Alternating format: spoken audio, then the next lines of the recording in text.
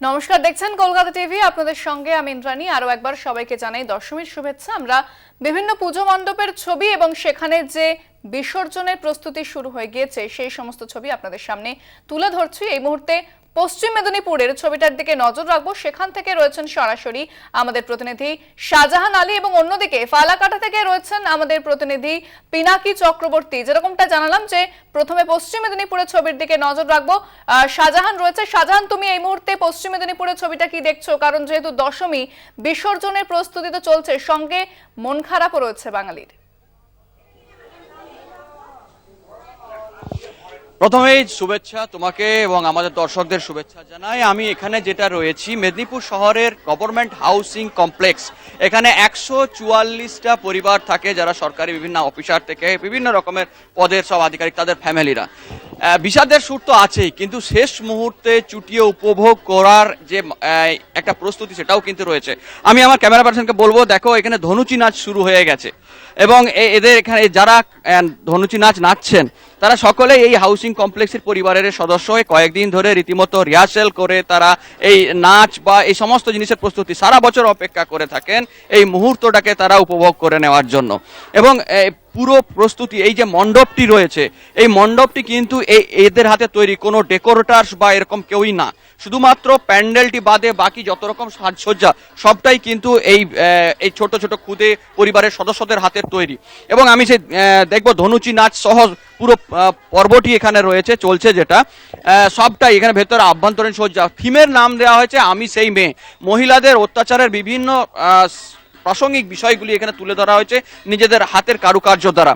মূলত নিজেদের সবকিছু উদ্যোগ নিয়ে নিজেরাই নিজেদের মতো করে সাজানো হয়েছে এবং সারা বছর এটার অপেক্ষায় থাকেন তারা।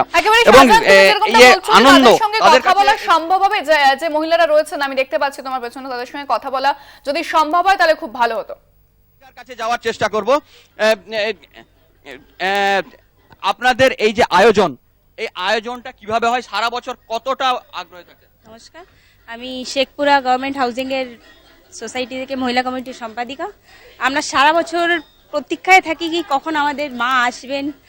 সারা বছর বিভিন্ন রকম আয়োজন, বিভিন্ন রকম ভাবনা চিন্তা করে আমরা এই দিনটার জন্য অপেক্ষা করি। 5 দিন ধরে আমরা কিভাবে প্রস্তুতি নেব। ইভেন এবছর আমাদের সোসাইটির বাচ্চারা নিজের চেষ্টায়, নিজের পরীক্ষা চলছে এই করোনা, এই প্যান্ডেমিক সিচুয়েশন, এই পরীক্ষাকালে ওরা নিজেরা সময় বের করে যে এই প্রোগ্রামটা করেছে, নিজেরা এই প্রত্যেকটা জিনিস নিজেদের হাতে করেছে, এটা ওদেরকে সত্যিই ধন্যবাদ। ওরা সঙ্গে ছিল বলে আমরা এই থিমটাকে আজকে ধরে উঠতে পেরেছি, একদম পরিষ্কারভাবে নিয়ে আসতে পেরেছি।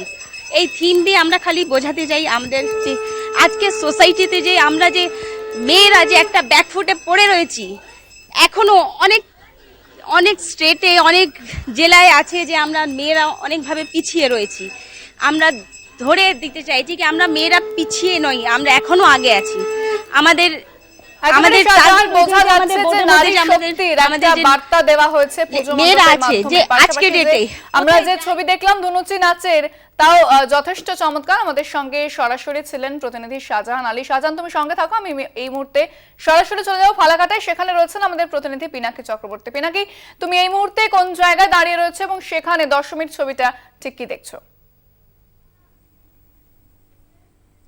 ইন্দ্রাণী, এই মুহূর্তে আমি দাঁড়িয়ে রয়েছি আলিপুরদুয়ারের ফালাকাটার অন্যতম একটা প্রাচীন পুজো দেশবন্ধু পাড়া ফালাকাটা।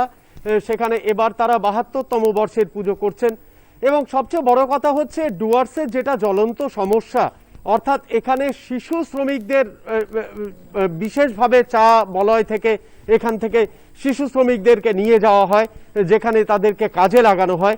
এবার তাদের বিষয় ভাবনা ছিল যেভাবেই হোক এই শিশু শ্রমকে বন্ধ করতে হবে। মানুষের এই প্রত্যেকটি বাড়ির কচি কাঁচা যারা রয়েছে তাদেরকে কিভাবে এই একটা জ্বলন্ত সমস্যা থেকে বাঁচানো যায় সেই বিষয়ে তারা কিন্তু উদ্যোগী হয়েছিলেন এবং অত্যন্ত ভালো পুজো করেছেন। তারা আলিপুরদুয়ারের জেলার সেরা পুজো, যে 3টি জেলার সেরা পুজো বাছা হয়েছে তার মধ্যে অন্যতম এই দেশবন্ধু পাড়া।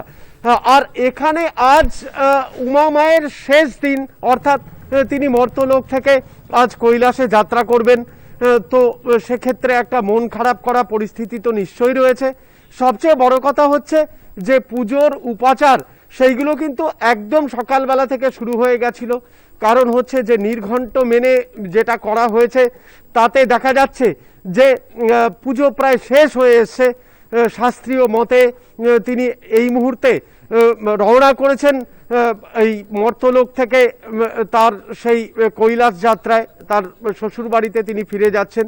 এখানে রয়ে গেছেন উদ্যোক্তারা, তাদের সঙ্গে আমরা কথা বলবো। অচিন্ত রায় তিনি রয়েছেন, যে কি বিষয় ভাবনা নিয়ে এবার তারা শুরু করেছিলেন এই পুজো এবং এই কোভিড পরিস্থিতিকে কিভাবে কাটানো সম্ভব হলো এবং এই কোভিড পরিস্থিতিতে এত বড় পুজো তারা কিভাবে করলেন সেটা একটু জেনে নেওয়ার চেষ্টা করছি উদ্যোক্তাদের কাছ থেকে। ইন্দ্রাণী, আমাদের এই কোভিড পরিস্থিতিতে আমরা গভর্নমেন্টের যা নিয়ম কানুন সেই কোভিড মেনে কাজ করেছি এবং আমরা চাই যেন এই উৎসবের মরশুমে কোনোভাবেই যেন এই পরিস্থিতির সম্মুখীন আমরা না হই। তাতে যতখানি আমাদের সোশ্যাল ডিস্টেন্স, মাস্ক, স্যানিটাইজার যেসব দরকার আছে সেগুলো মেনটেন করে আমরা কোভিডটা মেনটেন করছি। তো আজ তো উমা মায়ের ফিরে যাওয়ার দিন, কি মনে হচ্ছে, মানে কতটা মন খারাপ লাগছে? এটা তো বুঝতেই পারছেন, আমাদের যেহেতু এই প্যান্ডেলটা টোটালটা আমরা নিজেরা করেছি, এই কদিন আমাদের খুব আনন্দে কাটলো। আজকে তো সকাল থেকে সবার মন খারাপ, কারণ আজ আর কোনো দর্শনার্থীও আসবে না। আমরাও মাকে আজকে বিদায় জানাবো, চোখের জলটুকুই শুধু দেখা যাচ্ছে না, এটুকু বলতে পারি। একেবারে এটা পিনাকি ভাষা বোঝা নেই। যাচ্ছে যে বিষাদ, মন খারাপ, অর্থাৎ দশমী মানেই বিসর্জনের পালা আমরা জানি। পিনাকি তুমি সঙ্গে থাকো, আমি আবারও পশ্চিম মেদিনীপুরে সরাসরি চলে যাব। রয়েছেন প্রতিনিধি শাহজাহান আলী। শাহজাহান, যেরকমটা আমরা দেখছিলাম যে ধুনুচি নাচ চলছে, সিঁদুর খেলার প্রস্তুতি হচ্ছে, মহিলারা একেবারে মেতে উঠেছেন এবং দশমীর যে শেষ আনন্দটুকু তারা সেটা একেবারে উপভোগ করে নিচ্ছেন।